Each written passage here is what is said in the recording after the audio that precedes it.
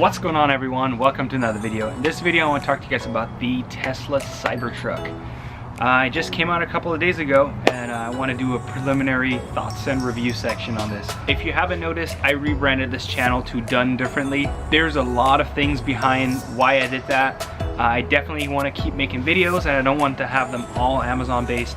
So I guess that's it. That pretty much sums it up. In this video I want to talk to you guys about the Tesla $100 Tesla Cybertruck and my thoughts behind it and why they did it and what are they going to do with it and is it gonna work? My opinions and my thoughts on the Tesla Cybertruck. So if you guys like this format, if you guys want to see more of basically random thoughts and done differently videos, do me a favor, hit the like button and hit the subscribe button.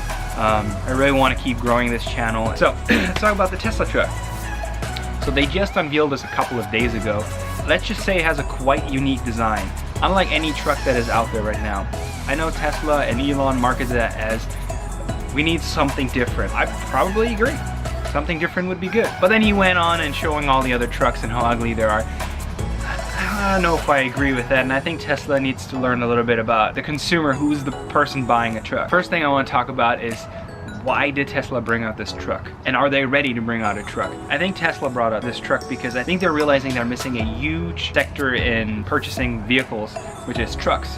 Americans love buying trucks, and it's a huge miss. There's a big competitor out there right now, Rivian, who's backed by huge companies like Ford and a couple others. They have really well working prototypes, so Tesla's basically trying to get mover's advantage on them. Yeah, I think they're trying to beat them to the market. I think Tesla has a fair chance at that, considering that they have a platform. They have the batteries that they make themselves, they have the design already they make themselves, they have the software they've written themselves, and the millions of hours or billions of hours of actual data from self-driving. I think Tesla has a good platform.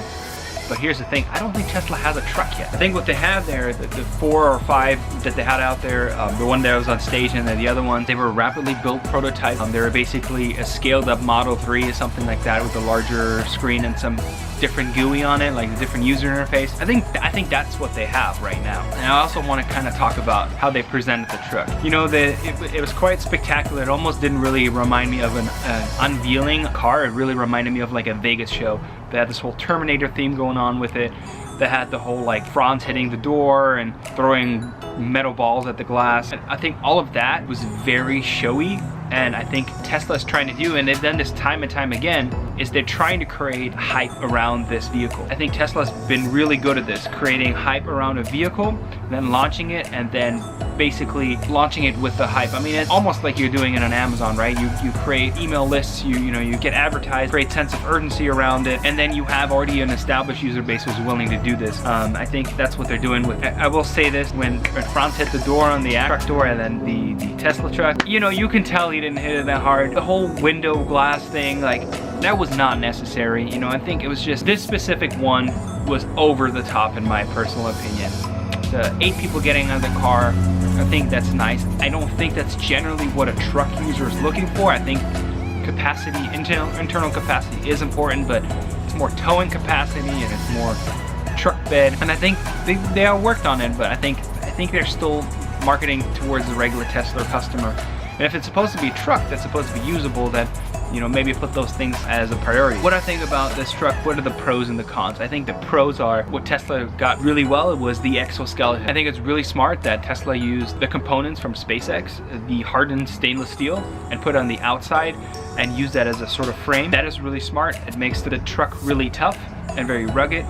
So if you're going off-roading, you're scraping along something, you're not scraping the paint, you're not denting the door. That makes a lot of sense. The things that I think didn't make sense are, what didn't really make sense is the armored windows, in my opinion. I think it is a nice feature, but I think it doesn't really sell. It's more of like a gimmick type of thing. I mean, if you drive this thing in the lake or something, you go off-roading with it and you get stuck and you're drowning, you can't break the window or something. I'm not exactly sure. I think that was a little showmanship. One thing, and I know we're not really big on revealing the interior. It looked very sparse. I think they took Model 3 components and basically built it out.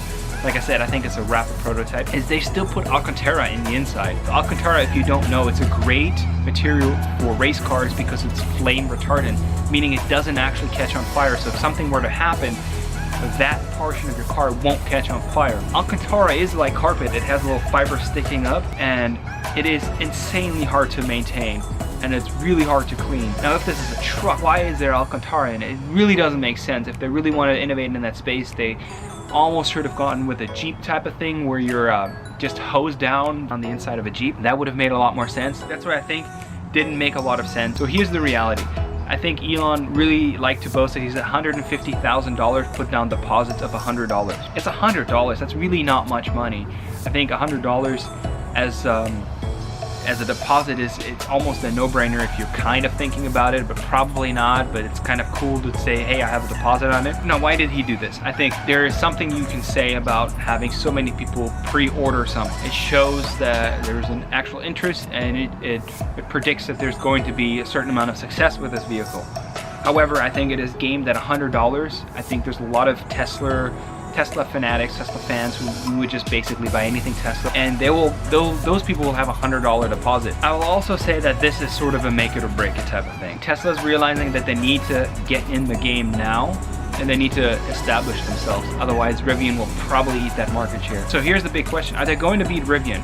My prediction here is that it's going to be pretty tough to beat Rivian. Rivian has a really good looking truck. I mean, I think if you're looking at a Rivian or a Tesla truck, like just from looks perspective, I think Rivian looks a lot better. It really does look like a 5-year-old just drew triangles and they made that into a truck. Now maybe I'm missing something, but beauty lies in the eye of the beholder. So, are they going to beat Rivian? I don't really think so. I think Rivian has already been established. I think the people who are looking for a truck are not your regular Tesla customer. I think it's going to be very difficult for them to compete in this market. Anyways, that's it for the video. I really wanted to share my thoughts on this truck. I hope you guys like this video. It's going to be a different format from now on. I want to basically do it just like I did in the intro. I want to do it differently.